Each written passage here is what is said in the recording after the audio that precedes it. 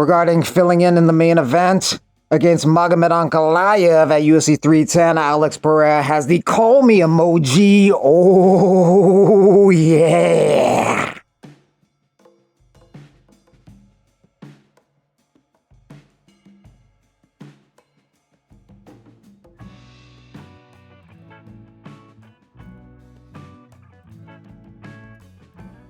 Conor McGregor was laughing at the pictures that Belal Muhammad shared of his injured foot. Bit mean, but that prompted Belal Muhammad to say, I have this for antibiotics. You use needles because you're a junkie. We are not the same.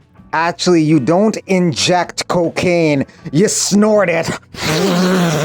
Some people are sympathetic to Belal Muhammad. Some people are not, and they bring up that he once said that Charles Oliveira ducked fighting Islam Makhachev by possibly purposely cutting himself. And if he didn't purposely cut himself, he chose not to fight him when he had that colossal gash on his eyebrow. Charles got what he wanted. He's not fighting in Abu Dhabi. As a fighter, you understand the game, right? The training is the hardest part. But the biggest fight of your life, the biggest rematch of your life, you get a cut 10 days before the fight in your eyebrow? Like, who are you training with, bro? I've been in the training room. I've seen it happen, right? Anthony Pettis, before his fight with Dustin Poirier, 1 week before, he got split open. Eyebrow cut to the core, and I was like, why did this happen a week before the fight? The world didn't know about it. Anthony got it surgically repaired, stitched up. It opened up in the fight, but he still went in there and fought. To me, Charles never wanted to go to Abu Dhabi. He never wanted to fight in enemy territory, as he said. He wanted it where he wanted it. Do I say he did it purposely? Who knows? But he chose not to fight. Since Garry is having trouble finding an opponent for December 14th in Tampa, he could fight 1 week earlier at UFC 310 in the main event against Shavkat Rakhmonov for an interim title. Let's see if Garry wants to do it.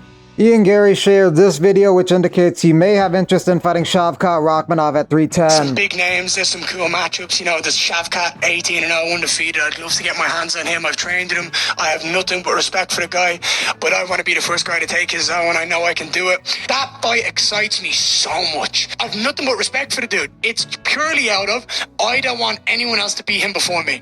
He's 18-0, I'm 15-0. Let's go out there and put on a show, and let's see who's really better.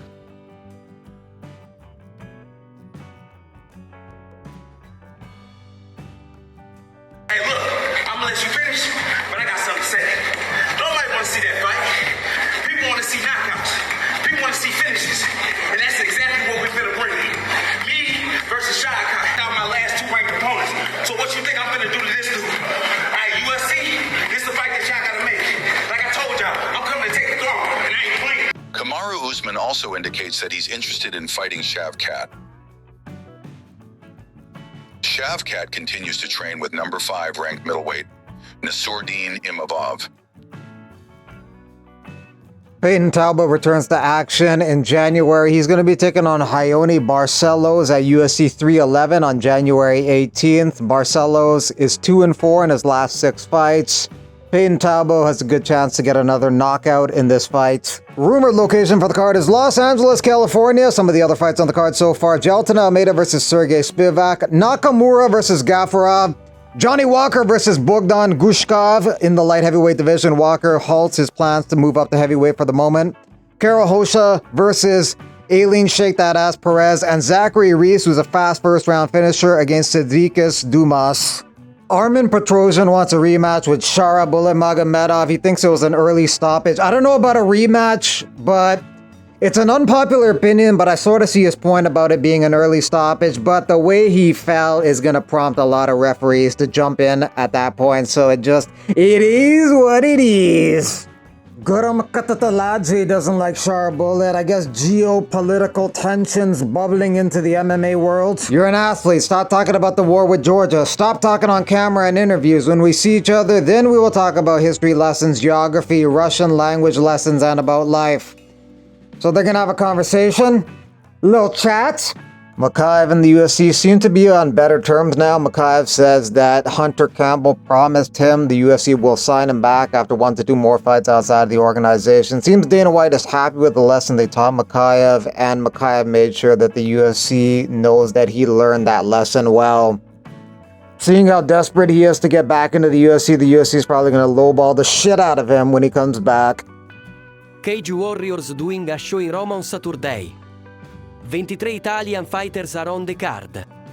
8 on the main card and 18 on the prelims. Grazie, my friend, grazie. Bring that shit. What the fuck are these face-off photos for Saturday's card? An awkward drug deal in Alberta? This shit just looks depressing, but should be some decent fight on the card.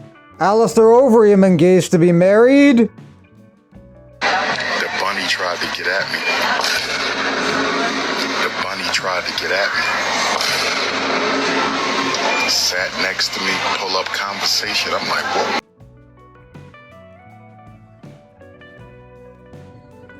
He is a greenback machine. Jon Jones votes for Donald Trump, apparently. Just voted for the first time. Feeling like a proud American. Huge thanks to Rogan and Trump for mentoring me on your podcast. Honored to be considered one of the best fighters on the planet among such fierce competition. Who do you think is the greatest of the fighters? Jon Jones, most people would say, is the greatest of all time. Never lost. There's certainly a really good argument for that. I always leave in BJ Penn in his prime. How close is the Sabotage Squad? Here's my friend Troy Mandalones, I knew since the 6th grade. Here's Makua, puts up a picture of him and his dad, says it's his dad, but I realized right away it's my friend Brandon Deary. Okay? Then Troy's getting all bent out of shape, getting upset and this and that, saying I don't want to talk about this. And then at the same time, this guy Rich Bonner leaves a comment on my Instagram. As soon as I look in, I realize it's Troy. I can just tell. I've known the guy since, for almost 38 years. After all this time, never take anything personal, you know? You know why I don't take anything personal? Because it ain't. What would you think of Alex Pereira coming to heavyweight? Do you think he could do well in this division? I think anyone would do well in the heavyweight division. You know, most of us are just fat guys, man. He's not a fat guy. Good. Huh? He's not a fat guy. I know. I'm just saying. Shit.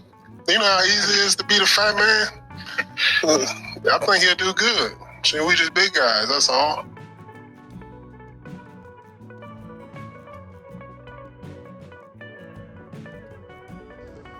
Look, I'm gonna try my best not to cry. I've been under so much stress. Because I promised Eddie and Akil I wouldn't crash out like last year. That my adrenaline shot up and I don't even remember the last 48 hours now that I'm out of it. And now that I calm down, I'm realizing all the destruction that I caused, and this happens to me all the time. I'm not even gonna sit here and say sorry but I'm trying to explain to y'all, now that my adrenaline dumped and I'm back to Yusuf, and I open Twitter and I see what Fusi did, I'm like, I feel so much better now, though. I feel free. I feel so free.